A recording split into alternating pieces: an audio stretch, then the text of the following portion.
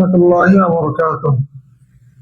আমাদের অনেক মা বোনেরা খুব আগ্রহে, খুব আবেগের সাথে কবরস্থানে যায় এবং কবর জিয়ারত করে, অথবা অনেকেই আছে কবর জিয়ারত করবে কিনা সে বিষয়ে জানতে চায় যে মহিলা মানুষ কবরস্থানে যাবে কিনা, তাদের জন্য কবরস্থানে যাওয়া ইসলাম কতটা বৈধতা করেছে।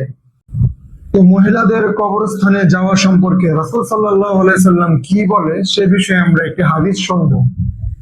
عن أبي هريرة رضي الله عنه أن رسول الله صلى الله عليه وسلم لعن زوارات القبور।